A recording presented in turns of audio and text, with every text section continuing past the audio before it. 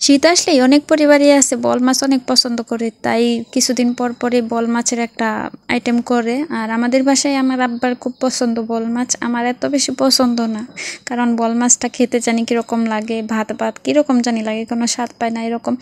তো চলুন দেখে আসি আজকের বল মাছের একটা রেসিপি। আগেও আমি বল মাছের একটা রেসিপি দিয়েছিলাম, যেটা কাঁচা টমেটো আলু দিয়ে সরিষা বাটা দিয়ে করেছি, অবশ্যই দেখতে পারবেন যদি আমার ভিডিওগুলো মানে পিছনের ভিডিওগুলো দেখেন। আর এখানে বেগুন আলু দেখছেন কেটে রাখছি, কেটে ধুয়ে রাখা। আর পেঁয়াজ রসুন অল্প আদা এগুলো আমি সব বেটে নিব। এখানে কাঁচামরিচ আর ধনে পাতাগুলো, এই যে পেঁয়াজ রসুন আদা এগুলো সবটি একসাথে বেটে নিছি। আর এই যে গরম তেলে বেশ অনেকটা তেল নিছি, গরম তেলের মধ্যে পেঁয়াজ আদা রসুন বাটাটাও দিয়ে দিছি, দিয়ে কিছুক্ষণ ভেজে নিয়ে যেন গন্ধটা না থাকে, কাঁচা গন্ধটা, তখন আমি এখানে লবণ দিয়ে দিছি স্বাদ মতো লবণ দেওয়ার পরে হলুদ দিয়ে দিব। আর হলুদটা যে আমরা আগে দেই তেলের মধ্যে, এটাও অনেক ভিডিওতে দেখছেন। এই যে হলুদটা দেওয়া একটু ভাজানোর পরেই আমি পানিটা দিয়ে দিছি, পানিটা দিয়ে এখানে গুঁড়ামরিচ আর মাছের একটা মশলা আছে, আমাদের বাসায় এটা অ্যাভেলেবেল আছে, যেটা অনেক ধরনের মশলা দিয়ে আমরা বানাই এই মশলাটা, সেজন্য বাড়তি কোনো মশলা দেওয়া লাগে না মাছের তরকারিতে। আর এখানে মশলাটা ভালো করে কষিয়ে আসার পরে এখানে বেগুন আলু যেটা আছে ওইগুলো দিয়ে দিছি। আর এই তরকারিটা কিন্তু দুর্দান্ত স্বাদ হয়েছে, যারা এভাবে খাইছেন তো জানেনই, অনেক স্বাদের।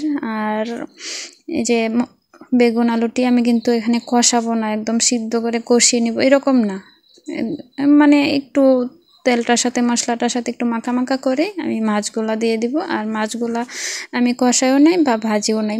অনেকেই বলবে যে মাছ ভাজে না, কষায় না, কীভাবে রান্না করে, আমরা এভাবেই রান্না করি। তো আমি ভিডিওটাই একদম দেই, কোনো এডিট বা আলাদা কোনো কিছু করে দেই না যে আপনাদের ইমপ্রেস করার জন্য একটু বাড়তি কিছু করব, ভেজে টেজে দিব, এরকম না। আমরা যেভাবে নর্মালি বাসায় করে খাই সেভাবে আমি ভিডিওগুলো করি। আর এখানে মশলার সাথে বেগুন আলু মাছ সবগুলো একদম মাখা মাখা করে তারপর ঝোল দিয়ে দিছি পরিমাণ মতো। আর এই তরকারিতে কিন্তু অনেক ঝোল হবে না, একদম মানে কষা কষা হবে। আর এই যে দেখতে পাচ্ছেন এখানে কিন্তু ঝোল কমই, অনেকটা তরকারি বেশি তো সেজন্য মনে হইতেছে যে অনেক ঝোল দিয়ে দিছি, এরকম না, ঝোলও কিন্তু কম। আর এই এই সিজনে কিন্তু বল মাছ অনেক পাওয়া যায়, সব মানে অ্যাভেলেবেল, অনেক বাসাতেই হয়তো নেয়, অনেকভাবে রান্না করে। আমরা কিছুদিন পর পর এভাবে রান্না করি। তো এইবার শীতে দুইভাবে রান্না করা হয়েছে, দেখাইছি আপনাদের। এখানে কাঁচামরিচগুলাও দিয়ে দিচ্ছি।